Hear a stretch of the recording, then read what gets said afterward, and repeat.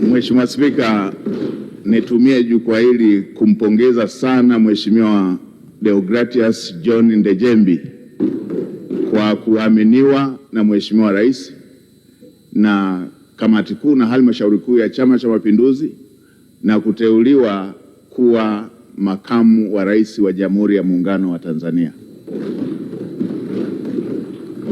Na pili, nimpongeze sana Mheshimiwa Rais Daktari Samia Suluhu Hassan kwa jicho lake la mwewe la kuweza kumwona Mheshimiwa Deogratias John Ndejembi kuwa makamu wa rais wa Jamhuri ya Muungano wa Tanzania. Mheshimiwa Spika, Deogratias John Ndejembi kama kiongozi ni kiongozi mahiri sana, ni kiongozi makini, ni kiongozi mchapakazi anayefanya kazi bila kupumzika ili wananchi wa Tanzania waweze kupata manufaa.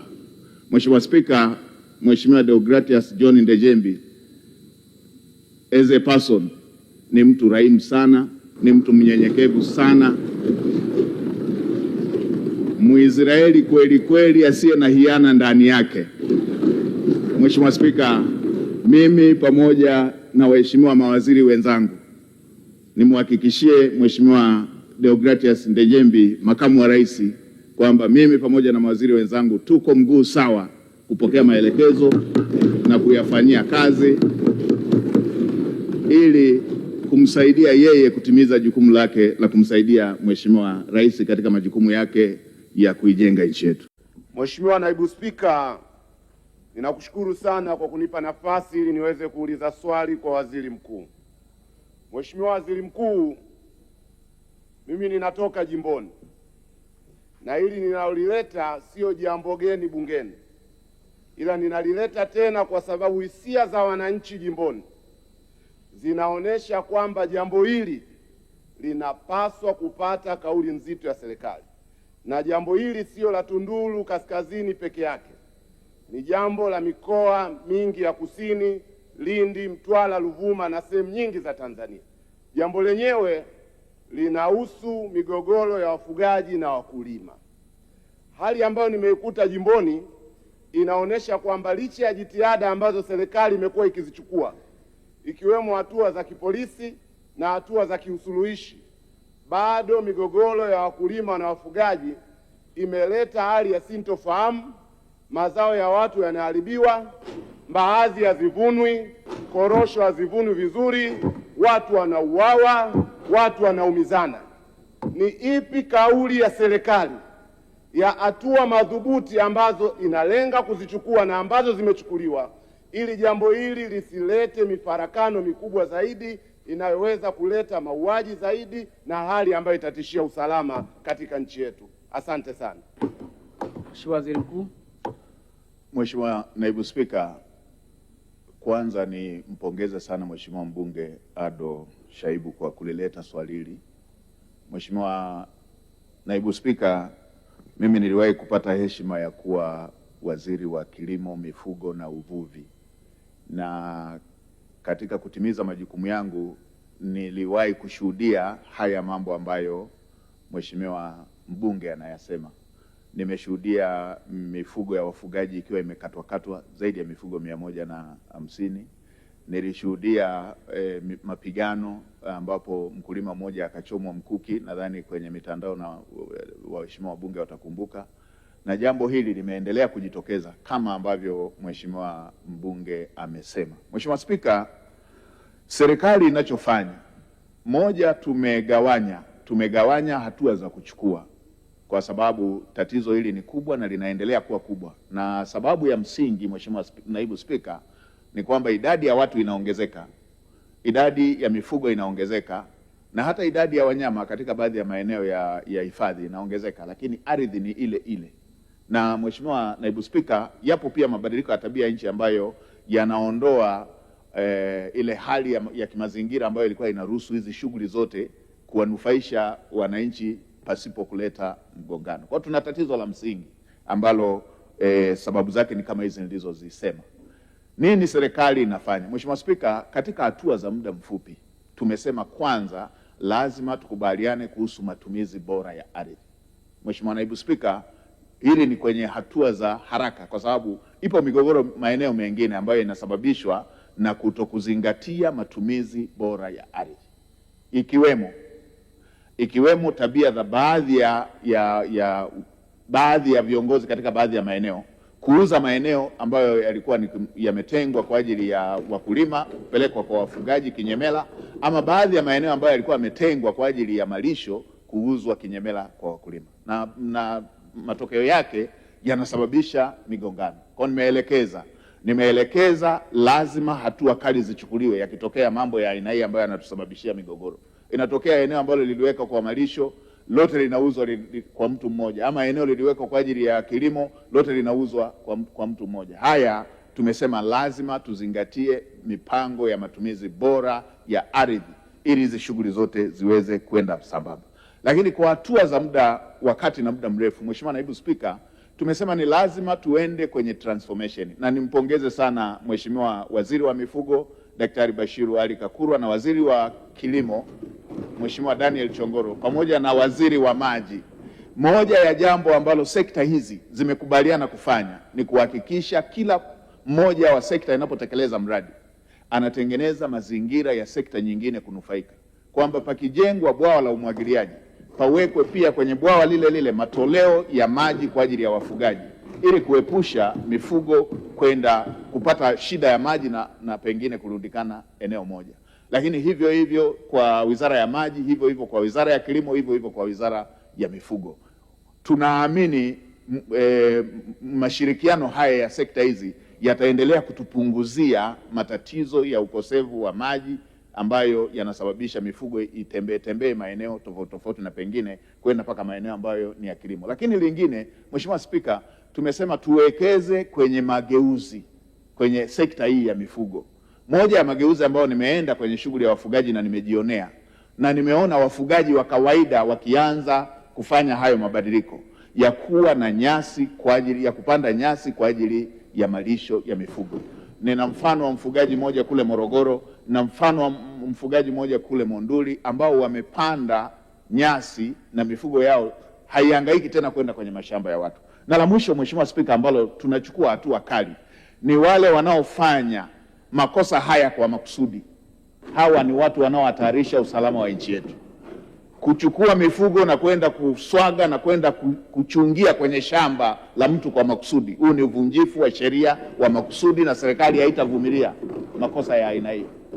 Lakini hivyo hivyo tumesema utaratibu wa kuchukua sheria mikononi na wenyewe tumesema ni jambo ambalo linahatarisha amani ya nchi yetu na lenyewe haliwezi likavumilika. Na Mheshimiwa Spika, nimeendelea kuwaambia wafugaji na wakulima, wala asitokee mfugaji akaona mkulima ni adui yake, na wala asitokee mkulima akaona ni mfugaji ni adui yake.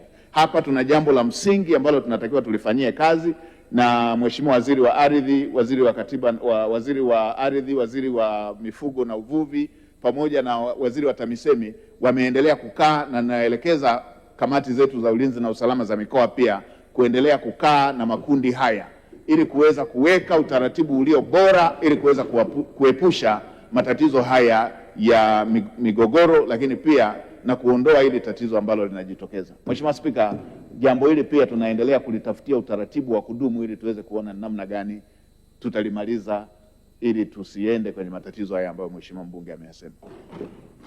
Asante sana. Mheshimiwa Kasim Amari Mbaraka.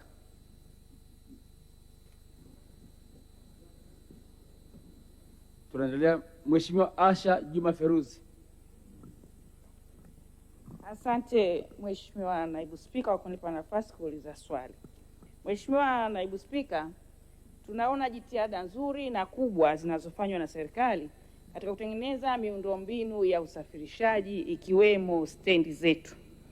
2024-25 mpaka 26 serikali ilitumia bilioni 231 katika ujenzi wa stendi mbalimbali. Lakini 26-27 tuna bajeti ya bilioni 159.5 katika kwenda kuendeleza stendi mbalimbali katika mikoa yetu, halmashauri za miji na manispaa zetu. Sasa napenda kumuuliza Waziri Mkuu, ni upi mwongozo wa serikali katika matumizi ya stendi ambayo yatatupa tija kwa wananchi na tija ya uwekezaji mkubwa ambao serikali imeufanya na kuleta maendeleo makubwa, kwa sababu zile Stendi ni sehemu ya mapato ambayo tunayarudisha kwenye jamii yetu kwenda kujenga zahanati, shule na miundombinu mingine. Asante. Mheshimiwa Waziri Mkuu. Mheshimiwa Naibu Spika, na kushukuru kwa kunipa nafasi hii. Nimpongeze Mheshimiwa mbunge Asha Feruz, nikikiri kabisa Asha ni jina la mama yangu, jina la mama yangu mzazi. Mheshimiwa mbunge ameleta hoja ya msingi na nimefuatilia Mheshimiwa Naibu Spika, nimeona hata pamekuwepo na sitofahamu katika baadhi ya maeneo, na kwa kweli hii hoja aliyoileta ni hoja ya msingi. Hata mwenyekiti wa kamati alikwisha kuileta kama moja ya jambo ambalo ni alarming, na Mheshimiwa mwenyekiti alipolileta nilikaa mimi, Mheshimiwa Spika, Mheshimiwa mwenyekiti wa kamati, nikakaa na Mheshimiwa waziri wa ujenzi, nikakaa na Mheshimiwa waziri wa uchukuzi, nikakaa na Mheshimiwa waziri wa TAMISEMI, lakini pamoja na mwanasheria mkuu wa serikali. Tumekwisha kulijadili jambo hili. Mheshimiwa Naibu Spika, tuna jambo ambalo tulilifanya la mpito, na naomba hata waheshimiwa wabunge tuelewane vizuri na wadau wetu wa usafirishaji tuelewane vizuri. Mheshimiwa Naibu Spika, ulipotokea mzozo wa Mashariki ya Kati, bei za mafuta zikapanda, tukaitana ndani ya serikali pamoja na Mheshimiwa Spika kuangalia ni hatua gani za kuchukua ili wananchi wasipate shida ya kupanda kwa gharama za maisha na gharama za usafirishaji. Moja ya hatua ambazo tulizichukua za mpito, Mheshimiwa Naibu Spika, ilikuwa ni kuondoa takwa la mabasi yale ambayo kwa muundo wake wa utengenezaji hayawezi kuweka mzigo unaopitiliza. Tukasema yasipite kwenye mizani, kwa sababu foleni zile zinapokuwa kubwa, mafuta yanatumika, gharama zinaongezeka. Kwa hiyo tukasema magari yale ambayo kwa utengenezaji wake imethibitika hayawezi kuweka mzigo unaopitiliza yasipite kwenye mizani. Lakini tukasema pia mabasi yale ambayo yenyewe ni model za zamani yanaweza yakaweka mzigo mkubwa, mengine yanaweza yakaweka magunia mkaa, mengine magunia mahindi na mengine. Tukasema haya yatapita kwenye mizani, lakini yasilazimike kupita kila mizani. Tukasema yapite mizani wa kwanza yanapoanza safari na wa mwisho kabla hajafika kwenye safari yake ya mwisho. Hii yote ilikuwa ni katika namna ya kupunguza matumizi ya mafuta na kushusha gharama kwa wenzetu wa usafirishaji ili wasipandishe nauli kwa Watanzania. Lakini la pili ambalo tulisema ni hatua mojawapo ilikuwa ni kuondoa takwa la mabasi yanayosafiri kwenda mikoani kupita kila stendi ya halmashauri hata kama hayashushi abiria. Tukasema ndio, kwenye halmashauri ni chanzo cha mapato, lakini Mheshimiwa Naibu Spika, kama haupakii na haushushi abiria, tulisema tuondoe huo ulazima wa kila basi kuingia kila stendi. Mheshimiwa Naibu Spika, mantiki yake ilikuwa tupunguze gharama ili tusipandishe nauli na Watanzania wakapata shida, na tulikuwa hatujui hii mambo ya kupanda kwa bei za mafuta yataishia wapi. Mheshimiwa Naibu Spika, jambo moja ambalo nawaomba Watanzania wote tuelewane, kama mbunge alivyosema, ni kweli tumefanya uwekezaji mkubwa sana kwenye stendi. Stendi kama hii hapa ya Ndugai ni uwekezaji mkubwa, ni fedha ambazo tungeweza kuzipeleka kwenye kujenga hospitali, kujenga mashule ama kupeleka huduma zingine, lakini tukawekeza kwenye stendi. Stendi ya Magufuli pale Dar es Salaam ni stendi kubwa ambayo imetumia mabilioni ya fedha. Fedha hizo tungeweza kuzipeleka kwenye shughuli zingine za maendeleo. Hivyo hivyo stendi ya Morogoro, stendi ya ziko mbili Mwanza na maeneo mengine. Nini tulichosema kama serikali? Tulisema kwa maeneo ambayo stendi zipo na mabasi yanaanzia hapo, mabasi yaende kwenye stendi, kwa sababu hizi stendi tumezijenga kwa ajili ya mabasi, lakini pia inatusaidia kama nchi kuwa na utaratibu, inatusaidia kama nchi masuala pia ya kiusalama. Magari, kila gari likianzia nyumbani, ili limeanzia kule, ili limeanzia kule, control ya masuala ya kiusalama huku tumeshasema mengine yasipite kwenye mizani, yanaweza yakabeba madawa ya kulevya yakapitiliza moja kwa moja kule yanakokwenda.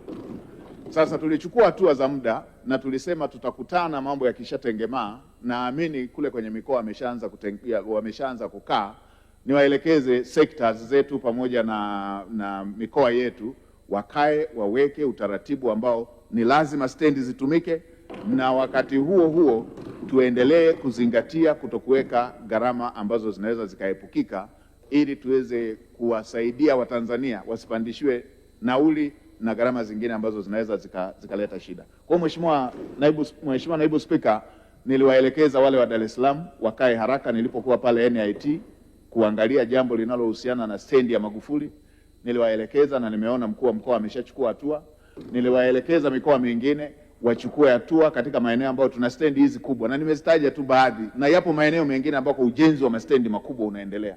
Nadhani kama pale Moshi mjini pale kuna ujenzi mkubwa sana wa stendi ya magorofa na magorofa. Kwa hiyo haya uwekezaji wa aina hii hatuwezi tukaacha ukawa white elephants na fedha za walipa kodi hizo zikapotea. Lazima tutengeneze utaratibu ambapo stendi, Mheshimiwa Naibu Spika, stendi ni kama airport, ni kama station ya SGR. Tutakuwa na tunakoanzia, lakini lazima tuwe na station ambazo zitatumika. Lakini Mheshimiwa Naibu Spika, naendelea kusisitiza sekta pamoja na wadau wakae kuangalia, kufanya mapitio kwenye haya yote ambayo tuliyaelekeza, yakiwemo, na Mheshimiwa Waziri wa TAMISEMI yuko hapa, yakiwemo kama hivi ni kweli basi ambalo halishushi, na tulisema liona hiyo inaweza ikaangaliwa ili kupunguza gharama. Lakini lile la stendi, liona hiyo inaweza ikaangaliwa ili kupunguza gharama. Lakini lile la stendi, niwaombe Watanzania, niwaombe waheshimiwa wabunge, niwaombe na wadau, huu ni uwekezaji wa fedha za walipa kodi. Lazima wote tuwe na huruma na fedha ya walipa kodi na matumizi yaliyokusudiwa yaweze huruma na fedha ya walipa kodi na matumizi yaliyokusudiwa yaweze kutumika. Asante sana. Mheshimiwa Engineer Johnston Johansen Mtasingwa. Kubwa na njema anayoifanya. Vile vile mshukuru na Daktari Samia Suluhu Hassan kwa kazi kubwa anayoifanya hasa ya kupeleka pesa za maendeleo katika majimbo yetu. Mheshimiwa Waziri Mkuu, kupitia serikali, mamlaka ya hali ya hewa TMA imetoa tahadhari ya uwezekano wa kuwa na mvua kubwa juu ya kiwango cha milimita, yani El Nino yenye nguvu. Na kwa uzoefu inaonyesha mvua hizi zinapotokea zinakuwa zinaleta madhara hasa katika upande wa miundombinu ya barabara na baadhi ya makazi ya wananchi hapa nchini. Mheshimiwa Waziri Mkuu, nipenda kujua, je, serikali imejipangaje endapo changamoto hii itaweza kutokea? Asante. Mheshimiwa Waziri Mkuu. Mheshimiwa Naibu Spika, Mheshimiwa JJ, Mheshimiwa, ya sheria kwenye finance bill yaliyoelekeza fedha za mifuko ya barabara na mifuko mingine kwenda moja kwa moja kwenye mifuko. Mheshimiwa Spika, nimpongeze Mheshimiwa Waziri wa Fedha pamoja na Mamlaka ya Mapato Tanzania, wametekeleza uamuzi huo kwa kuanza kuzipeleka fedha hizo moja kwa moja kwenye mifuko, ambapo ni kwa mwezi ni zaidi ya bilioni 320 zinaenda moja kwa moja kwenye mifuko na kuiwezesha mifuko kuweza kukabiliana na mambo kama haya ambayo Mheshimiwa Mbunge amesema. Kwa tumeelekeza TANROADS, tumeelekeza TARURA wapitie maeneo yote ambayo ni korofi, maeneo yote ambayo yanaweza yakafanya maji yanaweza yakafanya mrundikano na kuleta mafuriko, wayatengenezee mifereji, lakini waendelee kuziangalia barabara katika maeneo korofi ili kuweza kuhakikisha kwamba pia wananchi hawakosi miundombinu kutokana na kupatikana kwa mafuriko. Lakini hata hivyo, Mheshimiwa Naibu Spika, nitumie fursa hii pia kutoa rai kwa Watanzania wote kuwa na tahadhari na jambo hili ambalo tayari tumekwisha kutahadharishwa. Ni wajibu wa kila Mtanzania pia kufanya tathmini ya aina hiyo pale anapoishi kwa kuangalia mazingira ya mahali na hali hii ambayo tumetahadharishwa. Mheshimiwa Spika, tunajua maeneo mengi tunakoishi, tunajua historia ya maji yanapita kwa namna gani endapo zikitokea mvua kubwa. Tuendelee kuchukua hizo tahadhari ili maafa yasitokee, ili hali tumeshatahadharishwa. Asante sana. Mheshimiwa Sikudani Yasin Chikambu. Asante sana Mheshimiwa Naibu Spika. Mheshimiwa Naibu Spika, Awali ya yote, kwanza napenda nitumie fursa hii kumpongeza Mheshimiwa Waziri Mkuu kwa kazi nzuri unayoifanya katika taifa letu. Tumekuwa tukishuhudia ukifanya ziara katika mikoa mbalimbali, ziara zenye manufaa, kupita kuhakiki miradi ya maendeleo, lakini pia kuchochea shughuli za maendeleo. Na sisi tunakukaribisha mkoa wa Ruvuma. Sisi tuna kauli yetu, tunasema mgeni aje mwenyeji apone. Karibu sana mkoa wa Ruvuma. Mheshimiwa Waziri Mkuu, baada ya maelezo haya ya utangulizi, naomba niulize swali langu kama ifuatavyo. Tunafahamu kwamba serikali yetu imekuwa ikijitahidi sana kuhakikisha sisi wananchi wote tunapata vitambulisho vya NIDA. Na tunafahamu kwamba kuwa na kitambulisho cha NIDA ni utambulisho wa taifa lako. Na swala la NIDA ni jambo ambalo muhimu kwa kila mwananchi, kwa sababu saa hizi fursa nyingi zinataka lazima uwe na kitambulisho cha NIDA. Lakini jambo hili limekuwa na changamoto katika baadhi ya maeneo, wananchi bado hawapati vitambulisho vya NIDA wala namba za utambulisho wa NIDA. Mheshimiwa Waziri Mkuu, nilikuwa natamani kukuuliza ni nini sasa mkakati wa serikali kwa kutambua umuhimu wa NIDA, kuhakikisha wananchi wote wa Tanzania Mheshimiwa Waziri Mkuu. Mheshimiwa Naibu Spika, na kushukuru kwa nafasi ili niweze kujibu swali zuri la Mheshimiwa Sikudhani Chikambo kama ifuatavyo. Mheshimiwa Naibu Spika, kama nilivyosema katika swali la mifugo, niliwahi kupata heshima ya kuwa waziri wa mambo ya ndani ya nchi, na moja ya jambo ambalo lilikuwa na concerns nyingi za wananchi hasa wa pembezoni lilikuwa jambo hili la vitambulisho vya taifa almaarufu vitambulisho vya NIDA. Mheshimiwa Spika, nitumie jukwaa hili kumpongeza sana Daktari Samia Suluhu Hassan, rais wetu wa Jamhuri ya Muungano wa Tanzania. Tangia muda ule na sasa, Mheshimiwa Naibu Spika, nchi yetu imepiga hatua kubwa kwenye jambo hili, licha ya kwamba bado kuna hizo changamoto ambazo Mheshimiwa mbunge amezisema. Moja ya hatua ambazo zimechukuliwa na ambazo serikali inakusudia kuziendeleza kwa kasi zaidi ili jambo hili ambalo Mheshimiwa mbunge akawaambia na wananchi wake ni kuendeleza utaratibu huu ambao tunautumia wa kidigitali, ambao tumeona manufaa yake kwamba kupitia njia za kidigitali sasa mwananchi anaweza akapata ile namba, anaweza akafanya ule utaratibu kupitia simu yake, tena simu hata ile ya kawaida, akawa amekamilisha baadhi ya hatua ili kuweza kuhakikisha anapunguza ule mlolongo ambao ungeweza kujitokeza. Mheshimiwa Naibu Spika, pia serikali inakusudia kuwafuata wananchi kule vijijini na maeneo mengine ambayo kamati zetu za ulinzi na usalama zimeshajiridhisha. Serikali inakusudia kuanza kutoa namba hizo kwa mkupuo, kwamba kijiji kizima wameshamaliza kufanyiwa taratibu za masuala ya kamati za ulinzi na usalama, masuala ya kuwatambua, basi wanapewa vitambulisho vyao hivyo bila kupata usumbufu mkubwa ambao wamekuwa wakiupata. Tunaendelea kusogeza huduma hii iende kule kwa wananchi ili kuwaondolea usumbufu, lakini na vile vile Mheshimiwa Spika, tumesema tutaongeza jitihada za ushirikiano kati ya serikali za mitaa pamoja na vyombo vyetu vya ulinzi na usalama pamoja na wenzetu wa uhamiaji ili kuweza kuhakikisha tunapunguza mchakato. Nitoe rai kwa Watanzania wote, pamoja na nia njema ya serikali ya kutaka Watanzania wapate vitambulisho kwa haraka. Mheshimiwa Naibu Spika, pamoja na ukweli huu kwamba kitambulisho cha taifa sasa ni kila kitu, ndio kitakachokupeleka kwenye mikopo ya elimu, ndicho kitakachokupeleka kwenye utambuzi na kila kitu, niwaombe Watanzania waridhie kwamba vyombo vyetu lazima viendelee kuhakiki kwa kina status za wale wanaotakiwa kupewa vitambulisho vya taifa. Mheshimiwa Spika, nchi yetu katika nyakati tofauti imeweza kupata vielelezo vya watu ambao sio raia wa Tanzania kuweza kupenya na pengine katika dunia ya sasa ambako masuala ya uhalifu yameshaongezeka, ni jambo ambalo linaweza likawa la hatari pia, tukiwekeza tu kwenye kuhakikisha tunafanya kwa uharaka bila kuzingatia umakini wa kuweza kuchuja na kuweza kujiridhisha kwamba wale wanaopewa vitambulisho hivyo ni raia wa Tanzania. Kwa hiyo ni kushukuru Mheshimiwa mbunge na nikuombe wahakikishie wananchi wako na niwahakikishie wabunge wote, serikali imekusudia kuongeza kasi ya upatikanaji wa vitambulisho kwa kutambua umuhimu wa kitambulisho hicho, umuhimu wa namba hiyo katika shughuli za kila siku za maisha ya Watanzania. Hata hivyo, tutaendelea kujiridhisha kwamba wale tunaowapatia vitambulisho hivyo wanakidhi vigezo kwamba ni raia wa Tanzania. Asante sana. Mheshimiwa Thomas Kampala Maganga. Nakushukuru Mheshimiwa Naibu Spika.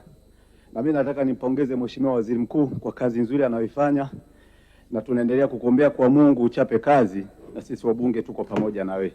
Mheshimiwa Waziri Mkuu, hivi sasa taifa letu linapitia changamoto kubwa ya mmomonyoko wa maadili. Na hii inasababishwa na mabadiliko ya tamaduni, malezi na mifumo ya kijamii. Kwa sasa kumekuwa na dhana ya kwamba shule zetu zinazobeba wanafunzi wa jinsia moja, nako kumekuwa na changamoto ya vitendo vya usagaji na ushoga. Je, serikali haioni sasa umefika wakati wa kuondoa utaratibu huo ili kukabiliana na changamoto hii? Mheshimiwa Waziri Mkuu. Mheshimiwa Naibu Spika, nimpongeze Mheshimiwa mbunge Kampala, Thomas Kampala.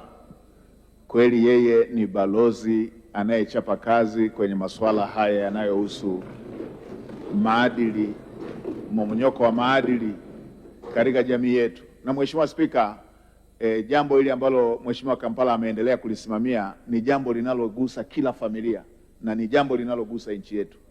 Bila maadili ya vijana wetu hatuna hatima njema, hatuna kesho ya taifa letu. Kwa hiyo nikupongeze sana Mheshimiwa mbunge.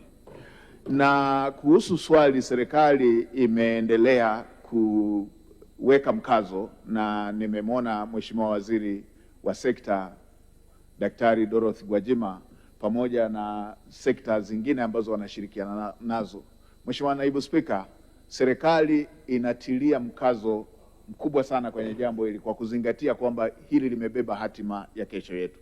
Moja ya hatua ambazo tumezichukua ni kubadilisha baadhi ya taratibu kwenye shule zetu hizi za bweni, ikiwemo kufuatilia kwa karibu masuala yanayohusu malezi kwa watoto hasa wanapokuwa katika shule zetu. Lakini hivyo hivyo tumeongeza madawati yanayohusu kusimamia masuala haya ya maadili na masuala ya jinsia katika shule zetu zote, ili kuweza kuhakikisha kwamba panapotokea na jambo hili ama panapotokea na uhitaji wa uelimishaji, jambo hilo la uelimishaji liendelee kufanyika. Mheshimiwa Naibu Spika, nilipita utaratibu wa kuweka kamera kwenye mabweni ya wanafunzi, na kwa kuwa mwanasheria mkuu wa serikali yupo, atatusaidia kuangalia kwenye upande wa kisheria kama tunaweza tukaona kuwa huo ndo utaratibu unaofaa, kuweka kamera kwenye makazi, madarasa, mabweni ya wanafunzi ili kuweza kukabiliana na tatizo hili. Mheshimiwa Naibu Spika, nimesema mwanasheria mkuu atatusaidia, lakini ninachotaka kukisisitiza ni kwamba hili tatizo analolisema Mheshimiwa mbunge ni kubwa, na zamani tulikuwa tukielezewa tu kwamba tumzingatie sana mtoto wa kike kwa sababu yuko hatarini sana, na kampeni hiyo ikawa kubwa sana. Mheshimiwa Naibu Spika, nitumie bunge lako tukufu kuwaomba Watanzania kwamba sasa tuwazingatie watoto wote, hata watoto wa kiume kwa sasa wako hatarini sana, na pengine hatari ambayo wanaipata watoto wa kiume kwa sasa inaweza ikawa kubwa kuliko hata lile tulilokuwa tunaliona tatizo kwa watoto wa kike. Kwa hiyo jambo hili, pamoja na kwamba lina balozi, pamoja na kwamba lina wizara, pamoja na kwamba serikali inasukuma, lakini nchi nzima kuanzia ngazi ya familia, taasisi za dini, taasisi za kijamii, tutambue kwamba hili ni jambo ambalo linahitaji mshikamano wa nchi nzima ili tuweze kukabiliana nalo, vinginevyo tutakuwa tunahatarisha hatima ya taifa letu. Mheshimiwa Naibu Spika, mimi kama kiongozi wa shughuli za serikali taendelea kufanya uratibu wa sekta hizi zinazohusika pamoja na mwanasheria mkuu wa serikali ili tuweze kuhakikisha ni namna gani tunaongeza kasi ya kukabiliana na mambo ya aina hii. Na serikali itaendelea kuchukua hatua kali kwa mambo yote yanayokiuka maadili, tamaduni na mila zetu kama Watanzania. Na Watanzania kwenye mambo haya wala tusione haya. Tuna mila zetu, tuna tamaduni zetu, na tuna mambo ambayo ya kisheria tunayoyasimamia, lazima tuyasimamie bila kuona haya, ili tuweze kulinda taifa letu na kizazi kijacho. Asante sana. Mheshimiwa Bahati Kenneth Ndingo. Mheshimiwa Naibu Spika, nakushukuru kwa kupata fursa ya kumuuliza Mheshimiwa Waziri Mkuu swali. Mheshimiwa Waziri Mkuu, tunatambua serikali imefanya uwekezaji mkubwa sana kwenye sekta ya kilimo nchini, na hivyo kuhamasisha wananchi kwenda kujitokeza kwa wingi kufanya shughuli za uzalishaji wa mazao ya chakula na biashara. Lakini Mheshimiwa Waziri Mkuu, hali ya wakulima wameweza kuzalisha kwa kiasi kikubwa kiasi kwamba kimeweza kutosheleza mahitaji yao ya chakula na mengine kwa ajili ya biashara. Hali ya mazao nchini, bei ya hususan mahindi na mpunga, bei ziko chini sana Mheshimiwa Waziri Mkuu, hali ambayo wananchi sasa wamekosa soko la uhakika la kupeleka bidhaa hizo. Nini kauli ya serikali ya kuhakikisha wananchi hawa wanapata soko la uhakika, lakini bei zenye tija ambazo zitawawezesha kurudi mashambani na kutokatika kwa mitaji yao? Nakushukuru sana Mheshimiwa Naibu Spika. Mheshimiwa Waziri Mkuu. Mheshimiwa Naibu Spika, nimpongeze Mheshimiwa mbunge makini wa Mbarali, Mheshimiwa Bahati Ndingo, kwa swali zuri alilolileta. Najua ungewaruhusu na wabunge wengine wengi wanaotokea kwenye maeneo hayo, wabunge wa mkoa kutoka mkoa Kigoma, Katavi, Njombe, Ruvuma, Iringa, Mbeya, wangeendelea kusema hivyo hivyo. Ni kweli serikali imewekeza pakubwa katika masuala ya uzalishaji, hasa sekta ya kilimo, ikiwemo hatua ambazo Daktari Samia Suluhu Hassan alizichukua za kupeleka ruzuku ya mbolea, kufanya modernization, kilimo cha umwagiliaji katika maeneo mbalimbali. Mheshimiwa Naibu Spika, kufuatia uwekezaji huo, ni kweli imejitokeza changamoto ya masuala ya masoko. Na Mheshimiwa Spika, mbali na uwekezaji huo mkubwa, changamoto nyingine imejitokeza na imetokana na kuharibika kwa mnyororo wa masuala ya usafirishaji pale ambapo kulitokea mzozo wa Mashariki ya Kati. Mheshimiwa Naibu Spika, serikali inaendelea kuvielekeza vyombo vyetu ambavyo vinasimamia mazao haya, ikiwemo NFRA, ikiwemo bodi ya mazao mchanganyiko, pamoja na bodi zingine zinazosimamia masuala haya, kuongeza nguvu kwa kushirikiana na wenzetu wa Wizara ya Viwanda na Biashara kuweza kuhakikisha kwamba mazao haya ya wakulima yanapata soko. Mheshimiwa Spika, nitumie fursa hii baada ya swali zuri lililoletwa kuwaelekeza Wizara ya Kilimo pamoja na Wizara ya Viwanda na Biashara pamoja na Wizara ya Mambo ya Nje kukaa haraka ili kuweza kuangalia ni namna gani tunanusuru jambo hili la bei za mazao.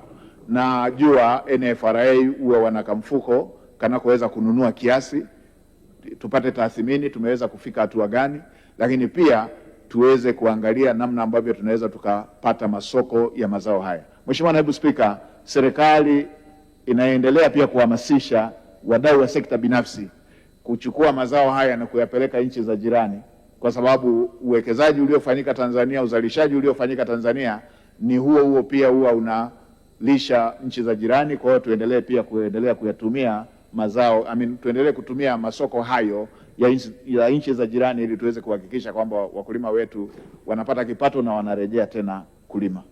Nakushukuru Mheshimiwa Naibu Spika. Asante sana Mheshimiwa Waziri Mkuu, tunakushukuru sana kwa majibu ya maswali ya Mheshimiwa wabunge. Asante sana Mheshimiwa, tunakupongeza sana.